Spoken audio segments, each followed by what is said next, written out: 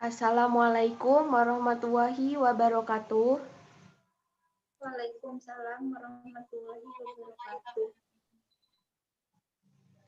Selamat pagi, yang terhormat teman-teman semua yang berbahagia.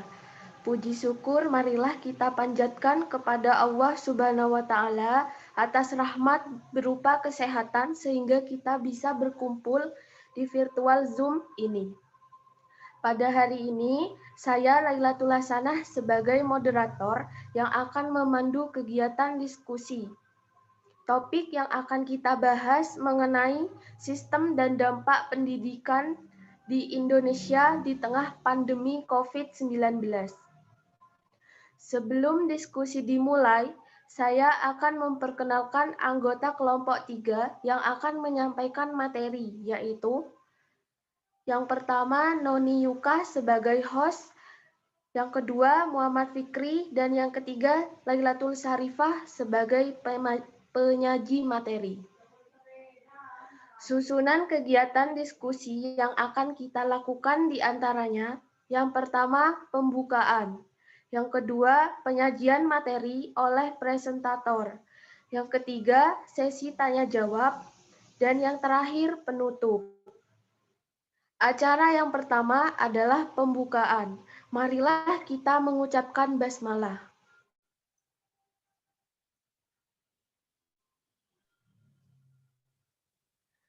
Selanjutnya adalah penyajian materi. Saya berikan waktu kepada kelompok presentator selama 10 menit. Kepada kelompok presentator dipersilahkan.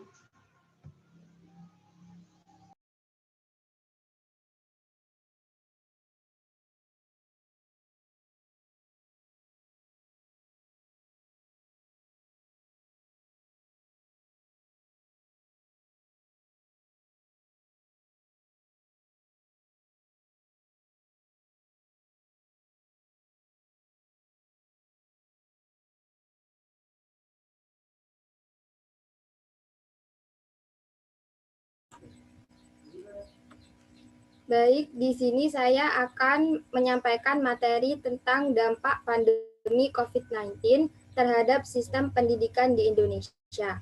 Next.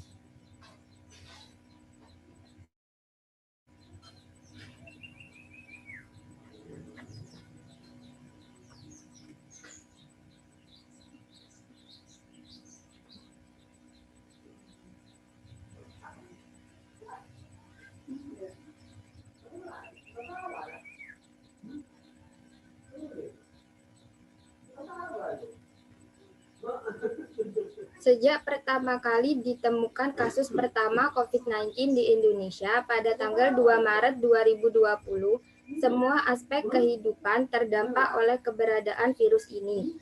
Tidak hanya dunia kesehatan dan pendidikan saja, namun dunia pendidikan di Indonesia juga terkena dampaknya.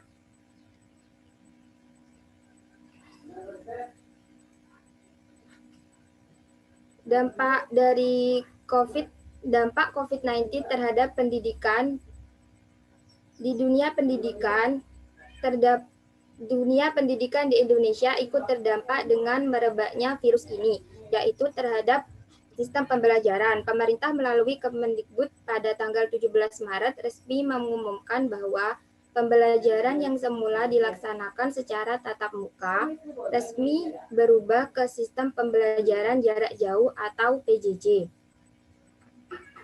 Pembelajaran jarak jauh atau PJJ merupakan pembelajaran formal berbasis lembaga yang peserta didik dan instrukturnya berada di lokasi terpisah sehingga memerlukan sistem telekomunikasi interaktif untuk menghubungkan keduanya dan berbagai sumber daya yang diperlukan di dalamnya. Pembelajaran elektronik atau e-learning atau pembelajaran daring atau online merupakan bagian dari sistem pembelajaran jarak jauh secara khusus menggabungkan teknologi elektronika dan teknologi berbasis internet. Jadi, dalam sistem pembelajaran jarak jauh ini dilakukan melalui internet. Hal ini dilakukan untuk mengurangi resiko penyebaran virus COVID-19 terutama pada anak-anak. Next.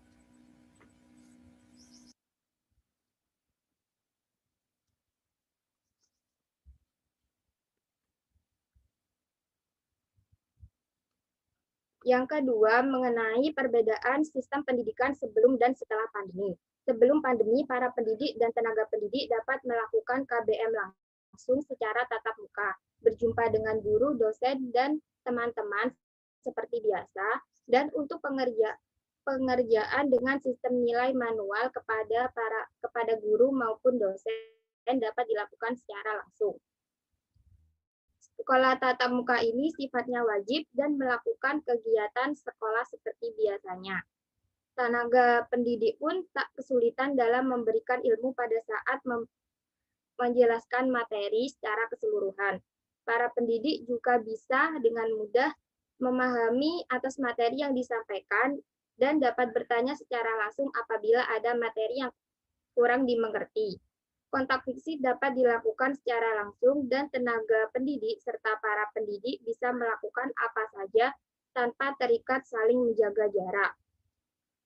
Sedangkan pada saat setelah pandemi, para pelaku pendidikan harus melangsungkan pembelajaran secara online atau daring. Hal ini dilakukan dengan tujuan menjaga keselamatan dan mencegah penyebaran virus pada klaster pendidikan. Pembelajaran online bisa dilaksanakan melalui aplikasi Zoom, Google Meet, dan lain sebagainya. Tak ada kegiatan pertemuan dan perkumpulan antara para pendidik dan tenaga pendidik. Semua kegiatan sekolah dilaksanakan di rumah masing-masing. Sistem pendidikan menggunakan akses internet agar para pendidik dan tenaga pendidik bisa terhubung komunikasi dan pembelajaran tetap bisa berjalan. Dengan begitu, para pendidik diharuskan memiliki platform teknologi seperti laptop, gadget, atau fitur lainnya sebagai cara untuk bisa tetap belajar secara online atau daring. Next.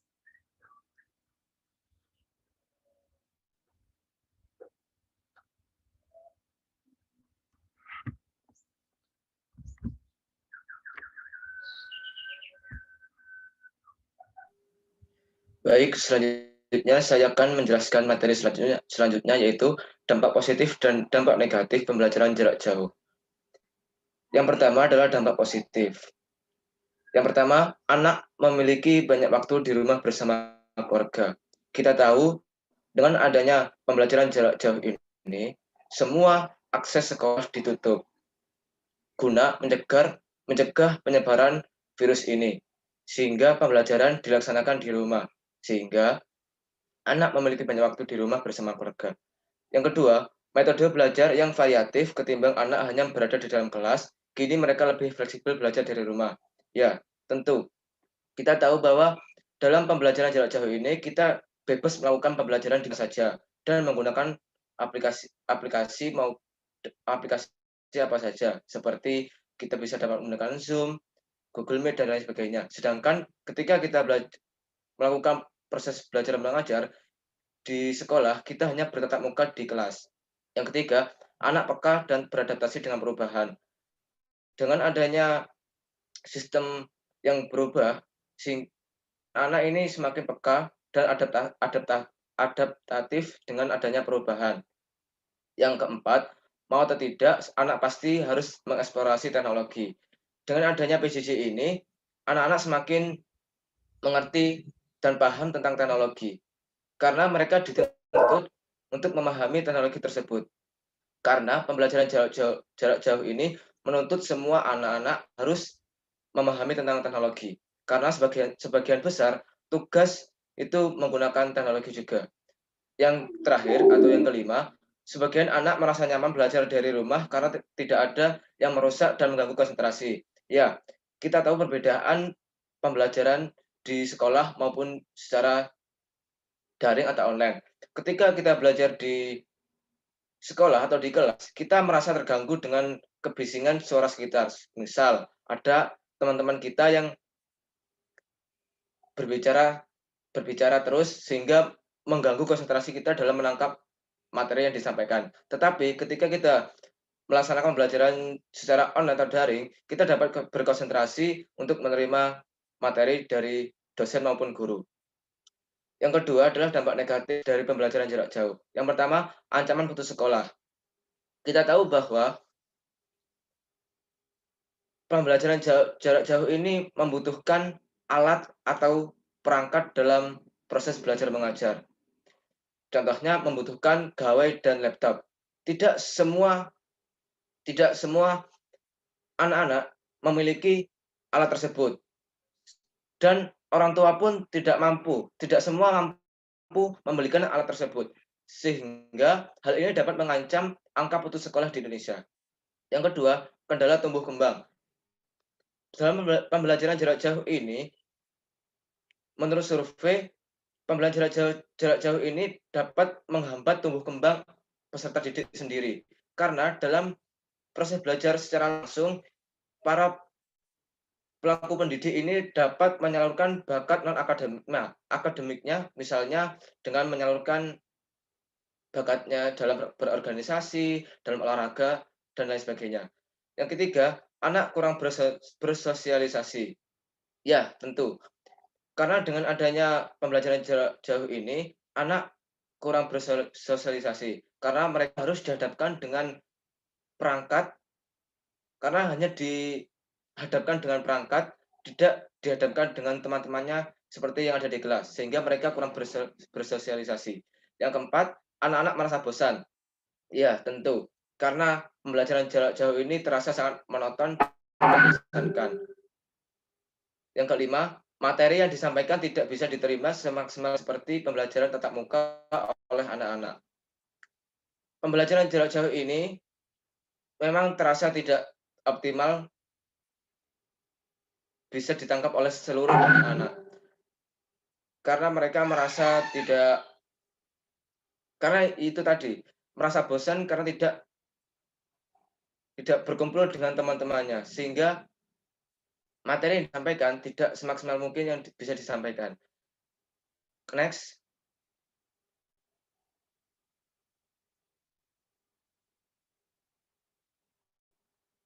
Tantangan dan upaya pemerintah dalam mengatasi permasalahan pembelajaran jarak jauh. Yang pertama adalah tantangan pembelajaran jarak jauh. Yang pertama adalah kendala akses internet. Tidak semua daerah di Indonesia memiliki akses internet yang memadai, khususnya daerah terpencil, seperti di daerah gunung, karena mereka harus mencari akses internet atau jaringan internet sampai ke daerah perbukitan yang sangat tinggi, sehingga hal itu dapat membahayakan keberadaan mereka. Kedua, tidak semua orang tua mampu membelikan alat pembelajaran seperti gawai dan laptop.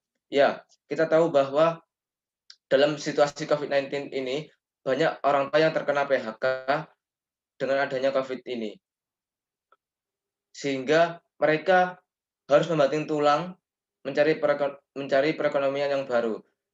Dalam hal ini, orang tua harus dapat memenuhi gawai dan laptop untuk proses belajar anak-anaknya, tetapi tidak semua orang tua dapat memberikannya. Yang ketiga, kuota internet. Dalam proses PJJ ini, kuota internet sangat dibutuhkan, tetapi harga kuota internet yang sangat mahal dapat menghambat pembelajaran jarak jauh. Yang keempat, kurang pahamnya anak-anak mengenai PJJ dan penguasaan teknologi. Ya, banyak anak-anak yang belum paham dengan apa itu PJJ dan penggunaan teknologi, khususnya anak di tingkat dasar. Mereka masih asik dengan dunia permainannya, sehingga mereka tidak mengenali apa itu PJJ dan masih belum paham dengan penggunaan teknologi. Kemudian adalah upaya pemerintah. Yang pertama adalah bantuan kuota internet. Kita tahu bahwa pemerintah banyak menggelontorkan dana untuk mengatasi kuota internet. Pemerintah banyak memberikan bantuan kuota internet kepada tenaga pendidik maupun pendidik itu sendiri. Yang kedua, perbaikan akses internet. Pemerintah telah bekerjasama dengan pihak-pihak swasta yang bergerak di bidang akses internet, misalnya dengan pihak IndiHome ataupun dari Telkomsel untuk membangun jaringan-jaringan internet di daerah yang terpencil dan terisolasi. Yang ketiga, program belajar di televisi. Kita tahu bahwa pemerintah banyak memberikan solusi, yaitu program belajar di televisi, misalnya di TV nasional yaitu TVRI. Hal itu dilakukan adalah untuk membantu para pendidik agar dapat mengakses materi pembelajaran, khususnya anak di tingkat dasar. Oke, terima kasih. Itu saja mungkin dari saya. Apakah ada pertanyaan? Terima kasih atas penyajian materi dari kelompok 3. Selanjutnya adalah sesi tanya jawab. Dengan peraturan 1 orang 1 pertanyaan dan kami batasi waktu untuk sesi tanya jawab yaitu 10 menit. Untuk sesi tanya jawab, saya persilahkan kepada audien yang ingin bertanya.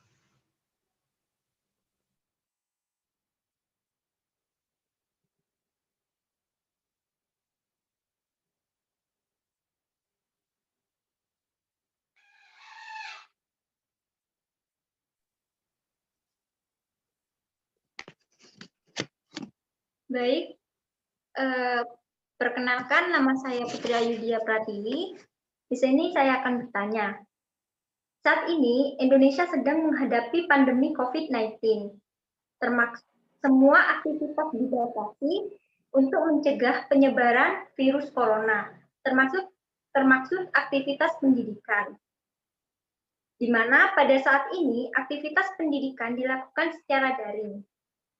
Pertanyaan saya, bagaimana cara mengoptimalkan kegiatan belajar mengajar di rumah selama darurat pandemi corona, terutama bagi siswa pendidikan dasar?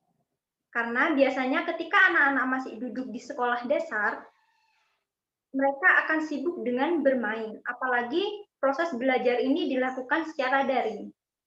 Kebanyakan dari mereka tidak serius dalam mengikuti kegiatan belajar mengajar.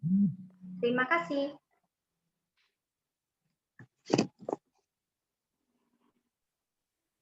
Terima kasih atas pertanyaan dari Putri Ayu. Selanjutnya, apakah ada yang mau bertanya?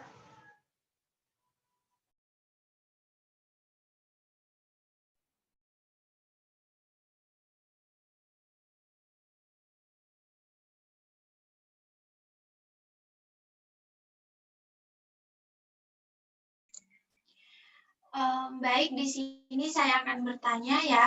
Sebelumnya perkenalkan, nama saya Nurul Aziza.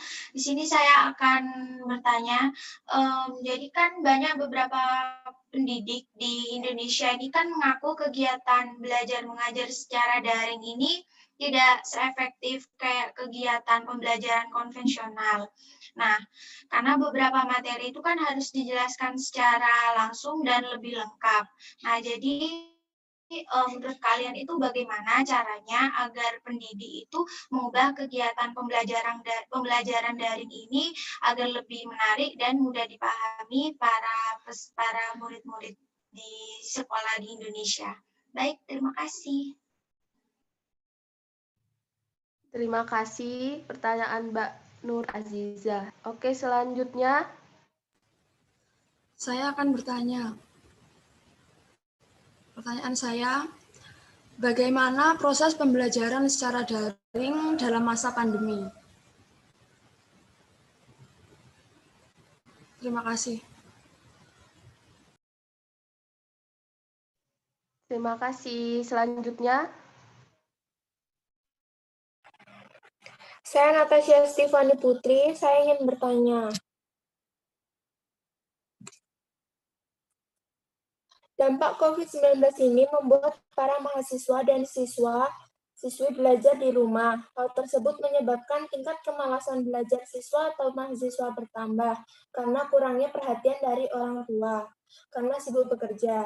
Strategi apa yang bisa dilakukan supaya siswa atau mahasiswa kembali rajin belajar tanpa harus adanya dukungan orang tua yang sibuk bekerja?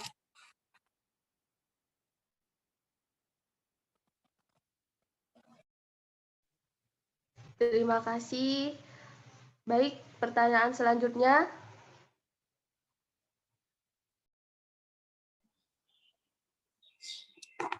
Baik, saya izin bertanya. Perkenalkan, nama saya Muhammad Akbar Andrian Firmansyah. Pertanyaan saya, apakah sistem pendidikan di Indonesia saat masa pandemi ini berjalan dengan optimal? Sekian, terima kasih. Terima kasih. Apakah Ada pertanyaan? Kalau sudah tidak ada, saya beri waktu kepada penyaji untuk mendiskusikan pertanyaan-pertanyaan tersebut. Kepada penyaji materi, saya persilahkan.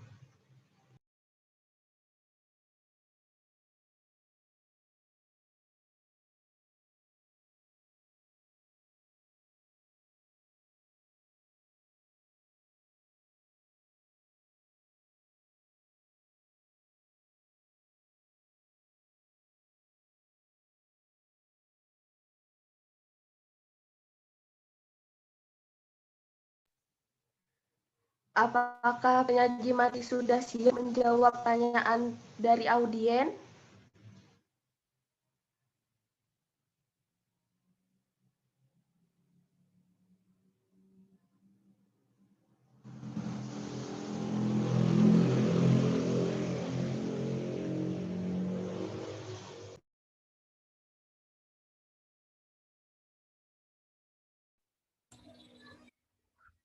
Sudah, moderator. Baik, saya persilahkan kepada kelompok penyaji untuk menjawab pertanyaan dari audien. Baik, saya akan menjawab pertanyaan dari Putri Ayu Diah Pratiwi.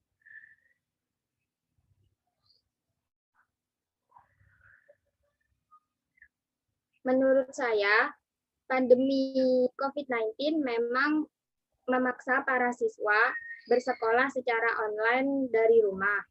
Kementerian Pendidikan dan Kebudayaan atau Kemendikbud pun menyiapkan tips-tips agar kegiatan pembelajaran jarak jauh atau PJJ lebih maksimal. Pertama, orang tua perlu memantau siswa selama kegiatan PJJ berlangsung dan membangun interaksi yang positif dengan para guru. Hal itu tercantum dalam surat edaran nomor 15 tahun 2020 tentang pedoman penyelenggaraan belajar dari rumah dalam masa darurat penyebaran COVID-19. Para orang tua dapat memanfaatkan aplikasi pesan singkat seperti WhatsApp agar tetap terkoneksi dengan guru dan para orang tua siswa lainnya. Orang tua siswa dan guru bisa berdiskusi terkait penyampaian progres pembelajaran online siswa selama di rumah.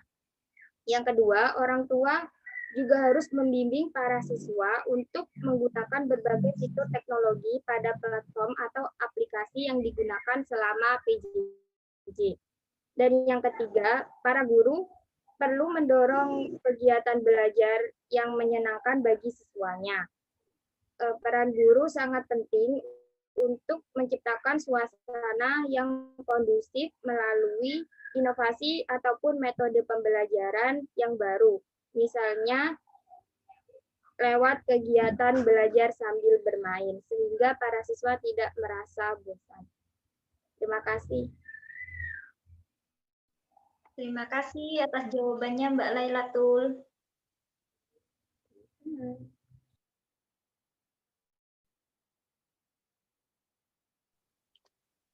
Baik, saya akan menjawab pertanyaan kedua dari penanya, yaitu Muhammad Akbar Adrian. Pertanyaannya adalah, apakah sistem pendidikan di Indonesia selama masa pandemi COVID-19 masih berjalan dengan baik? Ya, sistem pembelajaran di Indonesia pada masa pandemi ini terasa kurang optimal karena dilaksanakan sistem pembelajaran secara daring merupakan sistem pembelajaran tanpa tatap muka secara langsung antara guru atau dosen dan siswa, tetapi dilakukan melalui online yang menggunakan jaringan internet. Guru harus memastikan kegiatan belajar mengajar tetap berjalan, meskipun siswa berada di rumah. Solusinya, guru dituntut dapat mendesain media pembelajaran sebagai inovasi dengan memanfaatkan media daring atau online.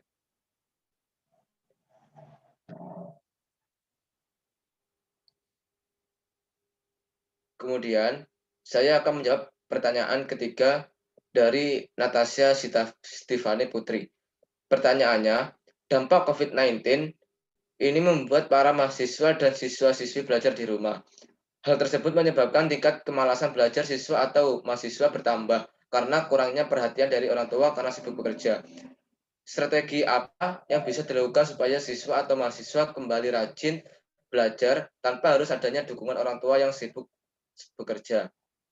Ya, para pendidik, para dosen maupun guru harus memiliki strategi yang baik untuk mengatasi kemalasan pada mahasiswa atau siswanya. Yaitu yang pertama, menciptakan kesiapan belajar. Yang kedua, memberikan motivasi. Yang ketiga, mengurangi marah berlebihan. Keempat, menciptakan keharmonisan. Yang kelima, membuat model pembelajaran yang variatif dan tidak monoton, seperti membuat pembelajaran dengan menggunakan permainan. Kemudian saya akan menjawab pertanyaan dari Nurul Azizah Arifatul Hasanah. Pertanyaannya adalah, banyak beberapa pendidik mengaku kegiatan belajar mengajar secara daring ini tidak seefektif kegiatan pembelajaran konvensional atau tatap muka langsung. Karena beberapa materi harus dijelaskan secara langsung dan lebih lengkap. Selain itu, materi yang disampaikan secara daring belum tentu bisa dipahami semua siswa. Bagaimana caranya pendidikan mengubah kegiatan pembelajaran ini agar lebih menarik dan mudah dipahami? Oke, dalam pandemi sekarang, pendidik harus siap menggunakan teknologi sesuai dengan perkembangan zaman. Pendidik harus mampu membuat model dan strategi pembelajaran yang sesuai dengan karakter siswa di sekolahnya.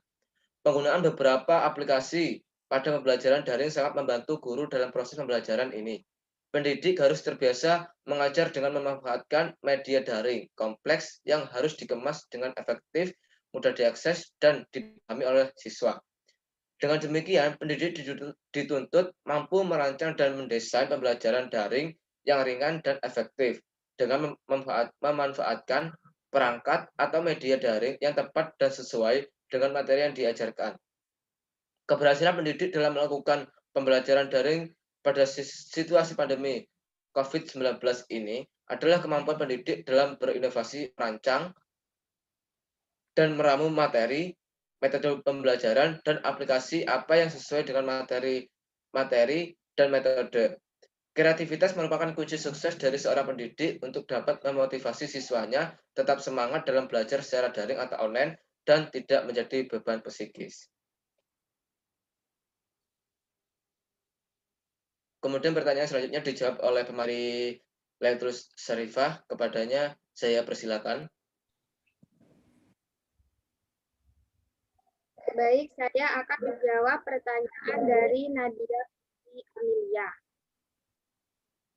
Di mana pertanyaannya, bagaimana proses pembelajaran secara daring dalam masa pandemi?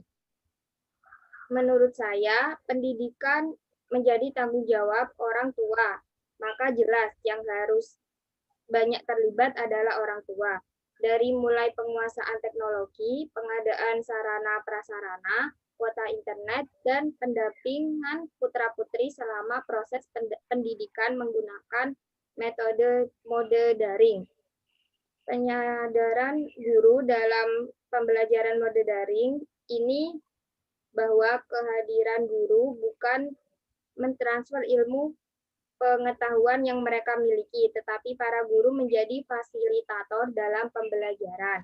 Kehadiran meskipun bukan menjadi saingan guru dalam mengajar, tetapi guru harus menguasai teknologi hingga teknologi dan guru menjadi partner yang sangat efektif dalam membuat inovasi pembelajaran. Baik, itu saja dari saya. Terima kasih. Baik, saya kembalikan kepada moderator. Terima kasih atas jawaban dari pertanyaan-pertanyaan audien. Apakah sudah paham atas jawaban dari penyaji materi? Paham, Mbak. Baik, demikian diskusi dari kelompok 3. Alhamdulillah sudah berjalan dengan lancar. Saya sebagai moderator mohon maaf atas kesalahan dan diskusi hari ini. Saya ucapkan terima kasih dan wassalamualaikum warahmatullahi wabarakatuh. Waalaikumsalam warahmatullahi wabarakatuh.